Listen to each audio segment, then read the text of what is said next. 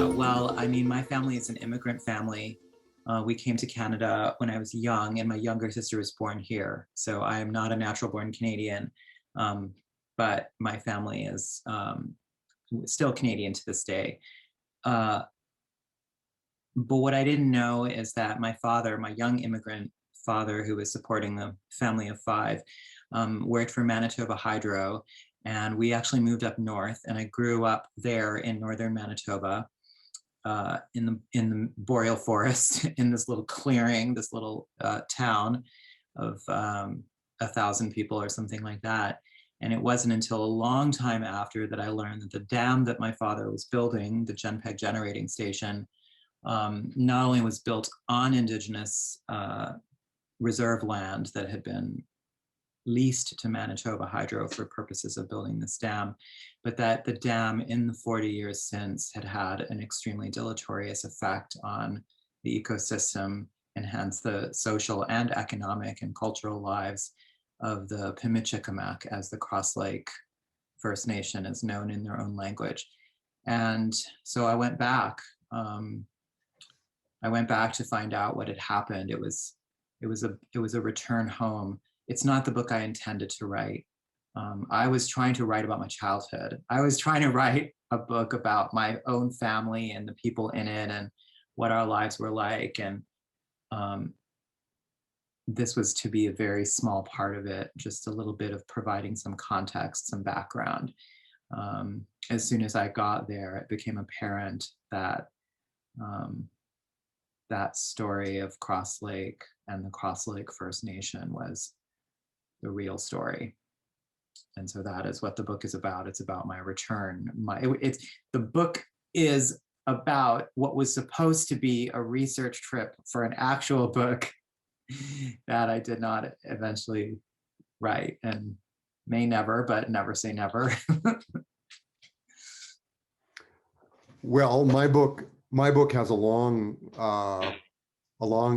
history, and as I think I describe in the book itself, and I was haunted as a child by this story of a hit and run accident that was revealed to me when I was 10 years old, about 10 years old, maybe 9 years old. And I knew from an early age that I would probably, I just had this intuitive feeling that I would do something with this story at some point later in my life.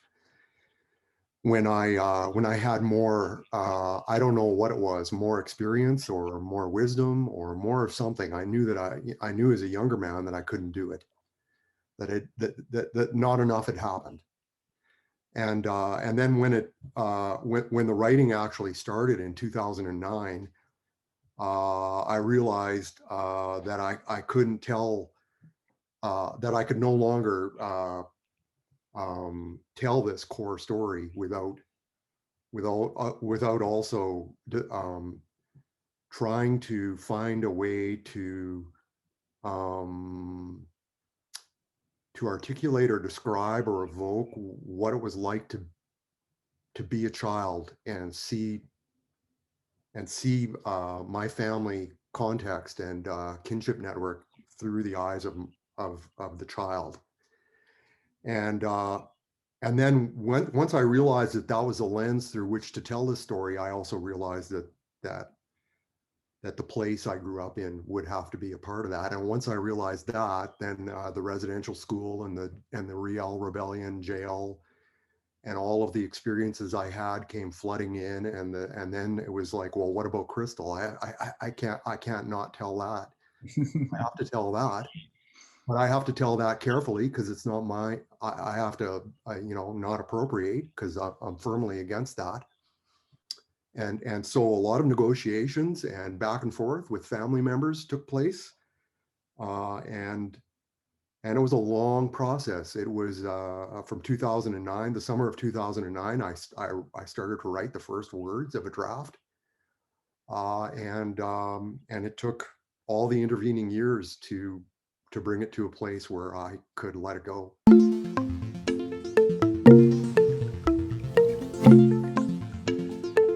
Well, maybe I'll speak more broadly rather than about a specific scene. I might get to that. But Rob, I really loved the way it was, you know, trauma unites the story. It opens with the trauma of the death, as you described, the hit and run accident, but then that kind of becomes this haunted backdrop that, haunting is a good word for it. It sort of shines its darkness on, you know, all of the family events that follow, or the description, because just on the surface of it, if you plucked out one little, you know, vignette here and there, they might be ordinary stories, but there is always a sort of shade, or this sort of rises up to the surface. I thought the surface of the book ripples a little bit in that, as these stories are told slowly, piece by piece, about the various different people, and I'm really glad there's a family tree at the beginning, because I had to, you know, flip back and be like, who's Jacob? Now Jacob is who again? Who's that? How's that person related to who's Edith? So that helped.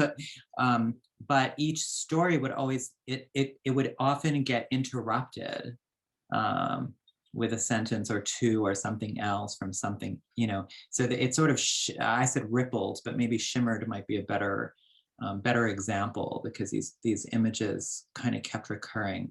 And it did put me in the mindset of the way we actually live in our lives, like how we live in time, which is that we don't really live in this sort of linear way of like chapter 1, chapter 2, chapter 3, but at every moment, all the other moments are there and recurring, and things remind us of other things and such like that. So I suppose an editor could have gone through this book and really, really like keyed it to a chronology and said like, okay, Rob, this book is great, but like, let's get it in order so we know what's happening, you know, in that way. But I thought I found the fragments very effective. It also did put me in mind of the great Canadian, Western Canadian novelist, Christiana Gunners, who I hope everyone's familiar with. If you aren't, I'll add her to your reading list. But she too wrote these books about that took place in the western part of Canada, Winnipeg, Alberta, and BC. And she talks about the landscape as itself haunted by its history of ethnic cleansing, obviously, but the emptiness of the Canadian landscape being an expression of the brutality of Canadian history. And so there was something about trying to negotiate with the presence of the indigenous in this book, or perhaps a refusal to not. Because on the surface of the Canadian city, it's like, it can be ignored and is ignored, you know, and it might be easier in a place like Toronto to just forget, you know, though the name of the city itself is Indigenous name. But in this case, the narrator continued to try to grapple with the implications and what that meant. And, you know, the presence of the sister obviously is like the most obvious manifestation of that, but there was a sort of continuous at the edges intrusion into what ordinarily could have been, once again, an editor could have said, so that stuff, it doesn't make sense, let's just take all of it out in a way. So it too haunts the story. And early on you say something like, that those are not actually my stories to tell, and I'm not going to presume to tell them, but it's still, I did presume to tell them in my book, at least in a certain ways. But it's still there as an acknowledged part of what the history of quote unquote Prince Albert is. And then of course, as the book progresses towards the end, that sense grows and grows and grows until the very end of the book, where it's like, this is not even Prince Albert. We shouldn't even, you know, call it that. I did love that sentence at the end, Prince Albert is a piercing, because of course that had multiple meanings in terms of the city itself, the urban space of the city itself as a wound. And that's once again the trauma that haunted the whole book, was not just the trauma of Margaret's death, as it turns out. It was the trauma of colonialism and the trauma of although there's this sort of beautiful reconciliation in the form of the three parents sitting at the table at the end at Crystal's wedding, and sort of like this like hopeful vision of what a future might be of real reconciliation, though not a like sentimental or fake. I appreciated this book so much, in other words. Yeah, and likewise, I appreciate your book as well, and I've actually assigned it to a course I'm teaching right now. Oh, thank you. Introduction to Literature course. So my students and I will be looking at this later in the term together, along with Cormac McCarthy's The Road, and we're going to read them together as a pair of quest pieces, and so I guess my sense of your book was and is that this is a beautiful, powerful quest narrative, and I really felt myself with you on that plane in going into Cross Lake, because I've made those trips myself. Those little planes. Yeah. Particularly into Uranium City, twice into Uranium City. So, and I know I could identify and can identify with the experiences of arrival and what that feels like, the arrival in a place, and then the networking and the meetings and the coming to terms with yourself as a memory keeper, even while you encounter new people who receive you, and I love the guides that you tell us about, like Jackson, the history keepers and the story keepers and the leaders and the women, and I felt like I know those people. I grew up with them. My sister's one of them, and so I felt very much at home in your story, and because I've spent time in Winnipeg too, I could identify with your interim stop in Winnipeg before you, I don't know what word to use, but before you return to California, and all the questions around place and belonging and memory and time, just so I can identify with so much. Sorry, go ahead. I was going to add something, but I don't want to interrupt you. Well, one of the scenes that comes to mind, and there are certain sentences that come to mind too, but one of the scenes that comes to mind is you're sitting with your dad in the cemetery as the sun is going down, and the fading of the light in Winnipeg. That is powerful, and it reminded me of the close of my own book, where I'm lying in bed at night thinking of my settler grandparents' bones packed into the frozen earth. Mm. And so there was that I don't know. I feel almost like our books are sibling books, although you're telling your story from the point of view of an immigrant family from India, and you're born in London. And my family enters this thing called Canada in the late 1870s, and this large family, huge troop of Boschmans and Funks and Peters and Friesens occupying the land and chopping down the forests, and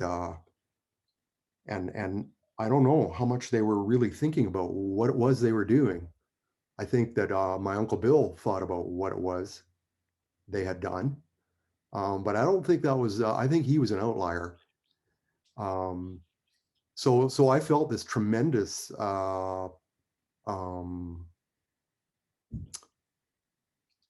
connection to you. I feel this tremendous connection to you. In the two stories that we're bringing together into the public at the very same time, it just seems almost uncanny in many ways, particularly, around so many things, but I mean the dam, the Genpeg Dam, and the Lacole Falls failed hydro project of 1909.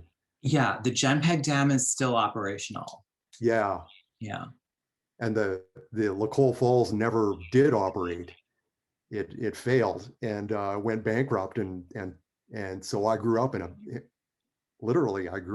bankrupt city, and I just find that so fascinating that these two stories are, among so many other things, connected by this narrative theme of energy extraction from moving water. Yeah, and it's not the only kind of, obviously, as we know, it's not the only kind of energy extraction that Canadian wealth is dependent on. Northern extraction in general, Yeah, right? Mining and then hydropower, and as I mentioned in my book, freshwater in the yeah, future, in the coming years, yes, kind of freshwater. It's already like incredibly, because of the issue of fresh water being required for silicone production for the electronics industry, there's already a huge trade, you all may know, between Canada and China for fresh water. You have these like repurposed oil tankers going across the Pacific carrying water, for Chinese companies to use. So I don't know what's going to happen as forget about drinking water, which is a whole other issue. But I appreciate that. I mean, I think we're both in it, and we're both writing in. I appreciate what you said. We're both writing in different contexts in terms of the urban, such as it is, urban milieu of Prince Albert as a city, and then the community of Genpeg and Cross Lake in the Boreal Forest, not accessible to each other by road at the time. Actually, the bridge, I read about in the book. There was a bridge that was supposed to be built from Cross Lake out to the provincial road that I forget the name of it, that runs from Winnipeg to Churchill vertically across Manitoba. And it took a long time. I think it was finally constructed in 1992. The treaty was signed in 1975. And for those years, those intervening 17 years, it was the province, the federal government, and Manitoba Hydro arguing in court about who was supposed to pay for it. So it wasn't even as if the Cross Lake First Nations band was suing anybody to get the bridge built. Those entities were wrangling with each other around who was supposed to pay for the bridge. Then finally, I forget when, in the late 80s, the band got involved and said, okay, now we're going to sue all of you because we were promised this bridge. And it was finally built. But it wasn't built to specification for larger occupancy vehicles. So the school buses that go across it, they have to stop on one side and all the kids get out and the bus goes across and they walk across and get back on the bus. So, it's also the story, the Canadian story is the story of infrastructure. yeah, And the American story too. I mean, the building of the railroad, and I mean, how boats get from one side to the other, and portages and dams and all of that. The story of the nation is the story of how the infrastructure got built. And so when you look at this type of infrastructural stuff as it relates to First Nations communities, it also reveals the structural racism of government services and how government services are provided. yeah. I think in many ways, Prince Albert plays the role of Winnipeg, or even Thompson, Manitoba, in Manitoba. But Prince Albert is very much a town built on incarceration. I mean, Yeah. that is the main industry in PA, and one of those units was a block away from where I was, running around as a child, and and so one of the main points of infrastructure, I think, that we find across the North American landscape is incarceration units of incarceration, and they are filled disproportionately with indigenous peoples, particularly in Canada, and in the United States, of course, with African Americans and other peoples of color, and that is a key part of um, the North American story of colonialism, and disenfranchisement, and dispossession and environmental degradation. They all go together, and so for me, in my mind, when I was writing my book, uh, one of the things that really bothered me about that I wrestled with was how to tell a story in a way that would not be offering just another attempt at a master narrative of some kind that's moving in a linear fashion through time from A to B. And I wrestled with that a lot. And it's part of the reason that it took so long was because I needed to find the way, the form, the structure, and let it be complicated. And because I couldn't be the one to uncomplicate it, then I would be just doing the same thing that the Dominion Land Survey did in Western Canada, and I just couldn't. I didn't want to. I would rather not write the book if that's the way it was going to be. And so there were some struggles that went on, particularly in discussions with my editors at the University of Regina Press, and I think that we had to negotiate back and forth for quite a while to come to terms with each other on how this book was going to look and work and function. And I just had to realize that I was going to leave it to others, to leave it to readers to put things together themselves.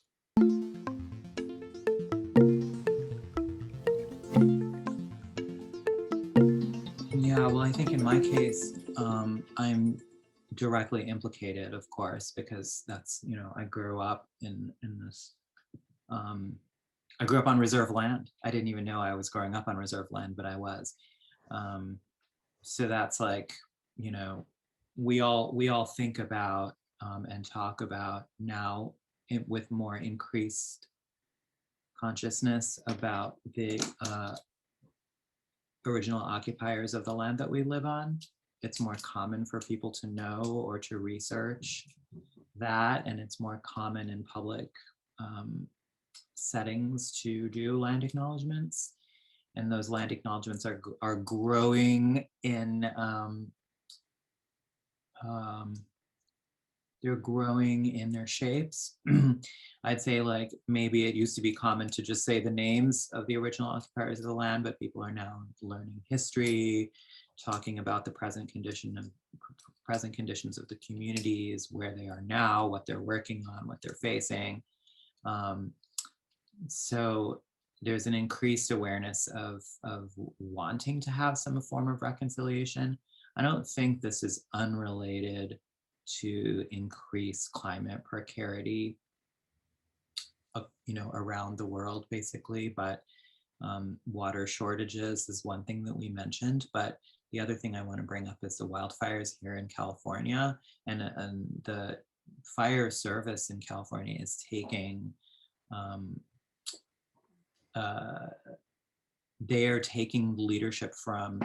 following leadership from traditional indigenous forest management techniques. So I think there are just ways in which the new, the occupiers of the land, which is all of us, I'm assuming, are now kind of coming to terms with the fact that, like, we actually live in a place that had not just 100 years of history, but 40,000 years of history and traditional knowledge, So I found that deep dive into the past to be not alienating. although it would seem like the collision between an immigrant recognizing, I mean, for an immigrant to recognize like, oh, I too am a settler, you know, I think many people of color, I don't think I'm the only one, we might feel like, okay, well, we have the same oppositional relationship to the national project. Rob called it this thing called Canada, or this thing called the United States that we might think of as like European settler institution, and that we as brown immigrants, I'm speaking like in my own family, what, you know, what people's attitudes are, that we as brown immigrants might also be in opposition to that project, not in the same relationship as the indigenous, but like in a kind of a sibling relationship. But to evolve from that attitude into the attitude of, oh no, the sibling relationship is actually with the settlers. If we have a sibling relationship, we are also that. It may be mediated by the fact that we're more recent immigrants, and so all of the racism that has been directed at, you know, in successive waves of immigrants, right? When it was the Irish were the new immigrants, or Italians were the new immigrants, and then when it started to be brown people, then it was, you know, directed and slung in their direction. But for me, the memoir, it could not be the only thing.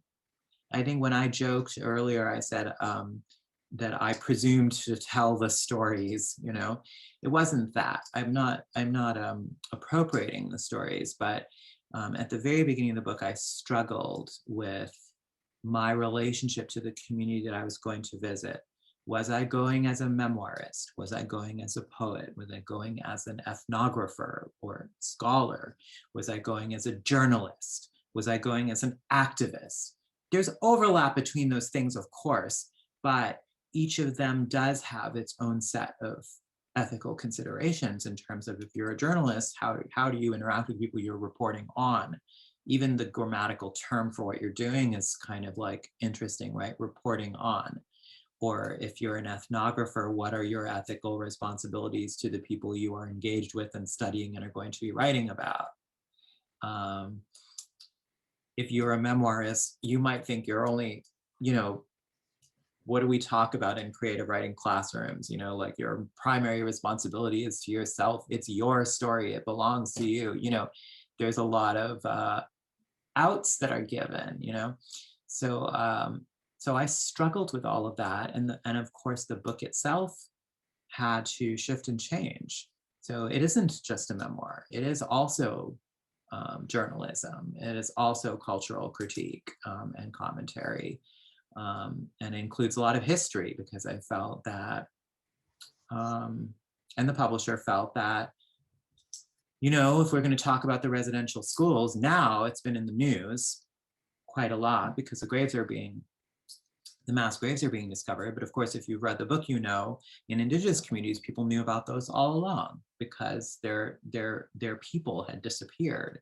Their young people had gone away to these schools and not come back. So everyone in those communities knew that there were mass graves somewhere. In fact, I describe in the book one of the researchers who's still doing this kind of work, you know, Anne Lindsay, just, you know, found a mass grave because one of the survivors drew a map for her in ballpoint pen on a bar napkin, and she followed it and she found it. She found the graves in a parking lot. I'm not sure how she got permission to excavate, but she did, and she excavated and she found the grave. So that kind of approach then is, it's memoir, it's the story of my family. It necessarily has to also be some form of journalism in terms of talking about what's happening now and what are the political issues that are facing the community and how they are addressing them. It's got to include history, because the general Canadian readership, to say nothing of the American readership, because this book was published in both countries, they don't know the history of colonialism and how it worked in Canada. You know, so I had to talk, what are these numbered treaties? It's one thing to say, okay, I grew up on Treaty 5 territory, as I did.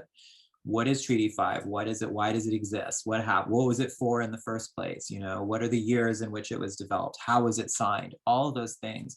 I had to write the history of that in the book to really know what this means which I would venture to say most people do not. I can identify with much of what has just been said, and I can feel the words as almost my own words. I felt that that once I stepped into this world of memory, of my memory, that that all of these other issues came to the fore that had to do with history, the history of the place where I grew up.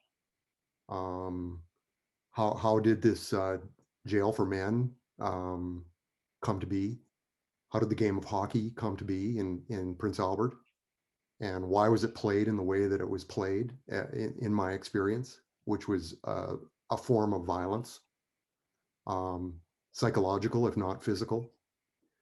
And then the residential school a block away on the other side of this laundromat. Here I am, a kid in a 24-hour-a-day, 7-day-a-week laundromat that never closed. My entire childhood, the doors were never locked, even on Christmas Day.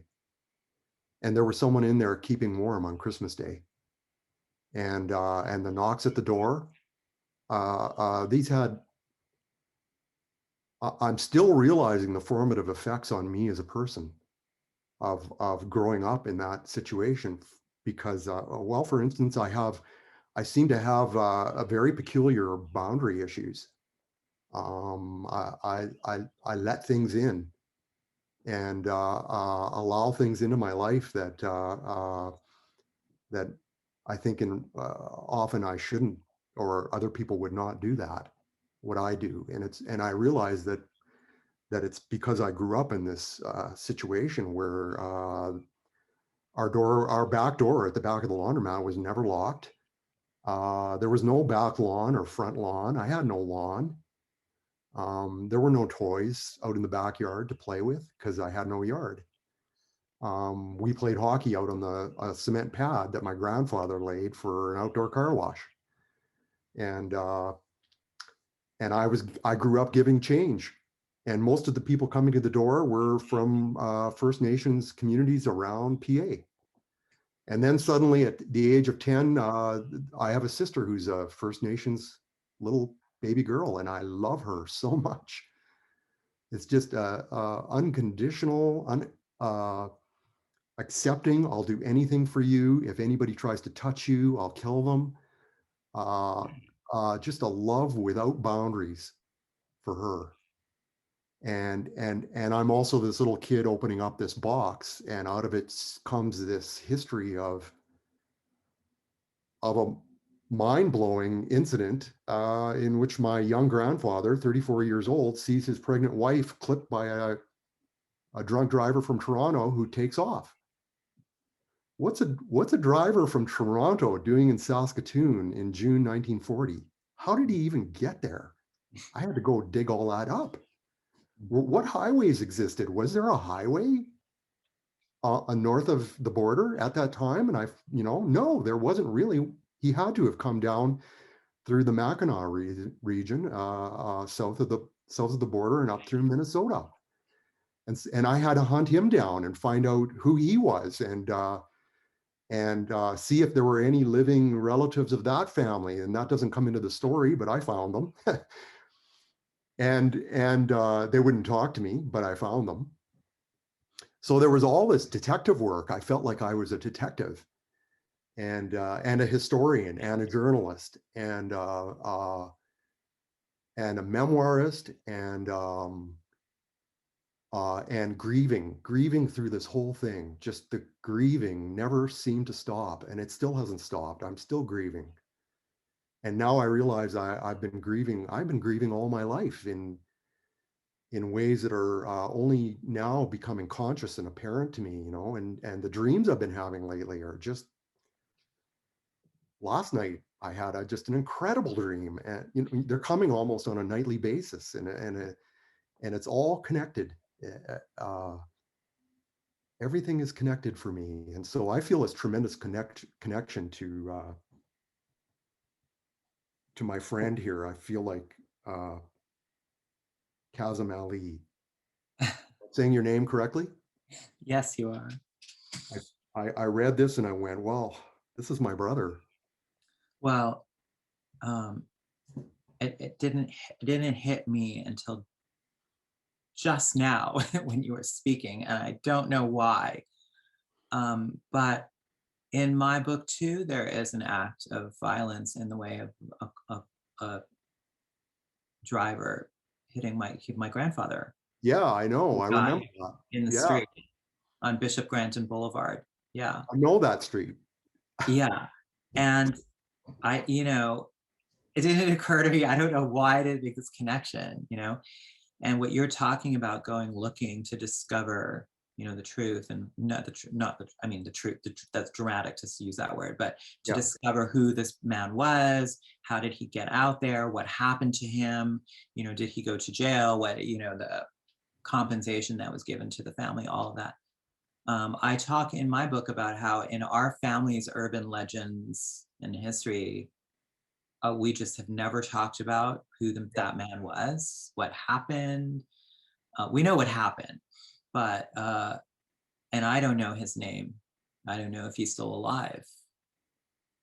My grandfather was 70 at the time, so this man might have been, he may not be alive anymore. But um, those are the histories that are that are lost. And I suppose if I lived in Winnipeg, I might go to see if there's some archives that I can find, some police report.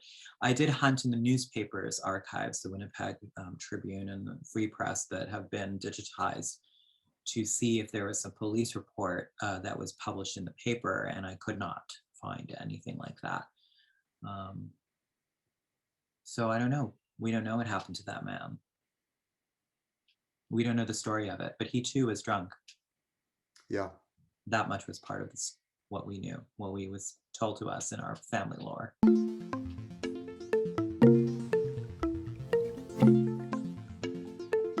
In the epigraph of my book, I talk all about this dam and its impact on the community and all of what's happening. But of course, as you mentioned, to this day, there are still extraction projects happening all across the north of Canada, not only in terms of additional hydroelectric projects, even though Ed Schreier, who was the premier of Manitoba when the dam was originally built and went on to become Governor General of Canada, well, he came out against further hydroelectric development because he said it's not efficient. He didn't come out against it because of its environmental and social damage, but he did come out against it. And he said, why are we not trying to develop wind and solar technology? Why are we still doing hydroelectric development? It doesn't make any sense.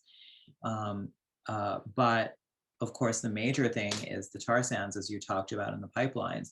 And so in the epigraph of my book, I actually wrote about Line 3 because the government of Canada had approved a double capacity expansion of Line 3.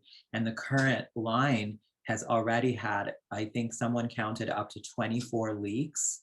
There's a website called stopline3.org that has all the information.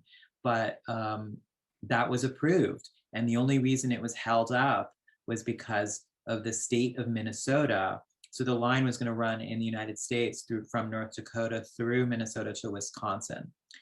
And the state of Minnesota had, as of the printing of my book, it was published in the early 2022, but it was somewhat before that fall is when late fall 20.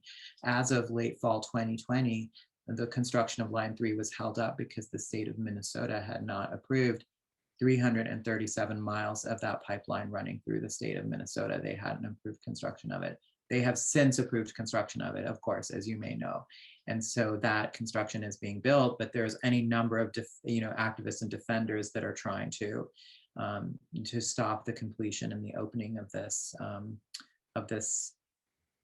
environmentally destructive pipeline. But yet at the same time, the hospital that part of the backdrop of my book is this hospital that was promised to Cross Lake and has not yet been built, and the chief is going back to Winnipeg to try to get money and everything like that. The hospital fought. So the book was, I've discovered all that in 2017. They finally broke ground on the hospital in July of 2021. So that is finally happening, but you can kind of see how when it comes to like, infrastructure for extraction, it's like rushed into, like, it'll just pop up overnight. So the wherewithal is actually, the ability to do something so quickly is there. It's a question of what is the priority for the government. It's a priority for the government getting the tar sands from Alberta to Wisconsin, then suddenly this transcontinental pipeline will just appear out of nowhere, versus a comprehensive hospital for a community that has no blood services, no neonatal or natal care, no mental health crisis counseling, nothing. A community of 8,000 people with none of those things that requires a hospital, and it takes 4 years for ground to be broken on such a building. So those are the priorities of the federal and provincial governments. And it's Winona LaDuke and her people who are still standing firm in Minnesota. And every day I see Winona's posts on Facebook, and I know that she's working, she's dedicated her life to standing up to that project going through in Minnesota. And I'm just in awe of her. But I feel implicated in the extractive infrastructural story of North America. And one of the things that I wanted to do in my book was to try to consciously ignore the political boundary between Canada and the United States, and just treat my story as a North American story, not as a CanLit story. And I'm not a CanLit scholar anyhow, so I didn't feel that I could speak into that community because I've never been a member of it. I've always been involved in the environmental humanities, globally and generally, and in American history, culture, poetry. Those are my areas. So I felt I needed to situate my own story in whatever way I could within the boundaries of what I identify with. And so one of the things that I remember really striking me about Northern Light is this revelation that titanium is beneath the ground at Cross Lake and in that area. Mm-hmm. And it really struck me that this is revealed at the end of the narrative, or close to the end of the narrative, close to the end of my narrative, an oil pipeline going beneath the North Saskatchewan River breaks and poisons the river, and Prince Albert's whole water system was shut down completely. And it was some of my family members that had to build emergency pipelines very quickly to keep the water running from different sources in PA during that time. And meanwhile, the water treatment plant had to be completely turned off. Wow. And so it was this giant crisis at the end of my book. And at the same time, there was this horrible company that had been bidding for years to bury the opposite of extraction, to take all the extractive heavy mineral poisons. I can't remember the name of the company, and they wanted to bury these in a giant box on the very land where I was a 3-year-old. They're going to bury it there. And the people of that community, just as I was finishing my book, I had to actually revise the end, because the community in that area all decided, no, we don't want that here. And so there's this community decision, parallel to the community decisions that are in Northern Light, in which the people speak democratically and voice their decision to say, no, we don't want that here.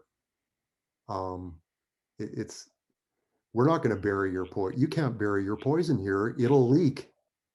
And it just struck me as so ironic that on the very land where John Boschman was a farmer, and just before he died, carrying around this box that he'd nailed shut all his life, that here was another situation where another box was going to be sealed and buried. And I was so happy when that was denied. Yeah, it's the titanium. I did get accused in one of the reviews of the book. I did get accused of burying the lead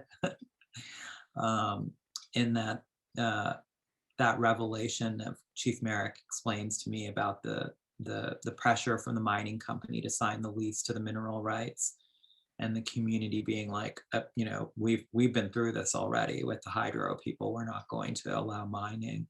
But I wanted folks to learn. I went up there not knowing anything about this stuff.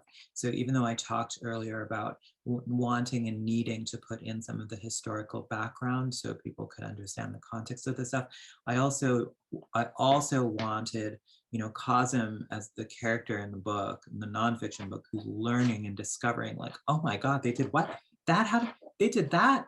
Wait a second, they didn't build the bridge for 15 years, like this constant unfolding of information that I'm discovering. And so she told me that on the last day that I was there, I was like, oh my God, this is the last piece of the puzzle. This is why. I mean, these people are literally, being starved out intentionally, being put in crisis. And this, the newspaper columnist who said, the solution to the suicide epidemics in the remote First Nations is urban resettlement of Indigenous youth. Oh, Like, do you remember that part? These people are out to lunch if they think that is going to solve the problem. You know what I mean? Like a redo of the 60s scoop, and as you said in your book, the scoop was the system. The system was the scoop.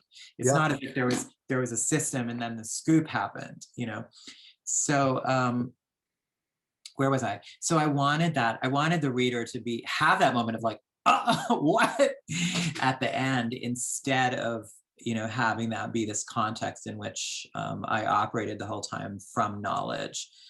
Because then the narrator in the book, actually becomes the reporter, the journalist, the not journalist in the book, the little man who went back to try to figure out what happened to the place he grew up. He's like gaining his knowledge bit by bit by bit, right? I mean, it happens when we go back to the town site and we find nothing there, and all of the feelings that I have, and then I go back again to that, clearing in the wood, to try to feel something. And even that moment of the trust in the intangible, you were talking about the dreams that you were having, that you were still having, the haunting. yeah. This too is, a deeply embedded, embedded is the wrong verb for it. It's like this deep core part of Indigenous spirituality and cosmogony and like understanding of like the way the world works. Yeah. Are these, did you read Tanya Talaga's book, Seven Fallen Feathers? It's about 7 young people who died in Thunder Bay, Ontario in this short space of time. And some of them disappear and nobody knows what happens to them. They're, missing. So one of the young men was missing. They didn't know what happened to him. And the mother goes to Thunder Bay and she starts wandering around the city to see if she has any feelings. And she gets to the river where the bridge is and she says, this is where my son fell into the river and he drowned. And so where would the current take him? And so then the forensic people in the police department say, okay, this is what the current of the river is. This is where it flows from here. So if this is where he fell in, this is where the body is going to be. And they went there and they found the body. So, and the way Tanya Talaga, she's an Indigenous writer, she doesn't present it as like, supernatural. That's the term in English we have for it, is Yeah. supernatural, beyond the natural. She doesn't present it like that. It's just a part of, that notion of instinct, of belief, of other ways of knowing things that are not part of our sort of Western influenced sensory, the five senses that we have. It's this, maybe there are these other senses that are at play here. And so I found myself in that world too, and there's the moment with the crane that I went up there with this origami crane, and then this, constantly throughout the book, I've got this crane in my pocket, and I just developed this relationship with this physical object, the little talisman of some kind, and in your book, of course, we found that pattern, where the actual box that you were talking about, that you engage with, and the dreams, the notion of the moose, the digger is, it's Digger, right? His name is Digger. Yeah, that he's dreaming, he's haunted by this creature that's going to destroy him, and it's really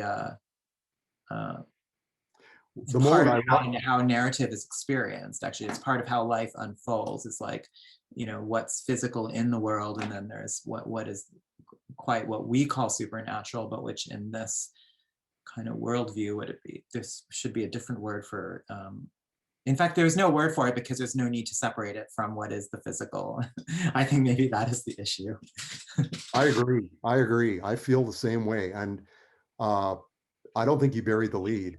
I found that a very important narrative moment that you and admire the fact that it must have been.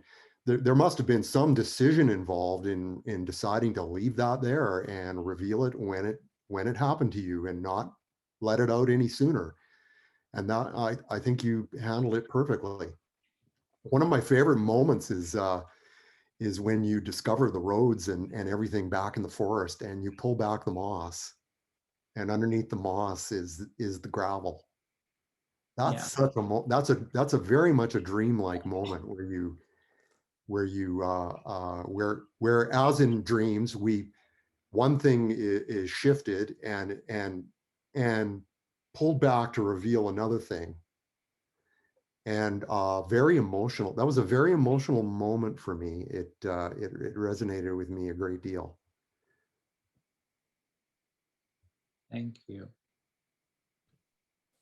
Maybe if there's any last things that either of you want to say, please do. But that also could be a good place to stop. Last thing. Last things. There is a community in Cross Lake across the reserve line on provincial land that has incorporated as the provincial town of Cross Lake, Manitoba.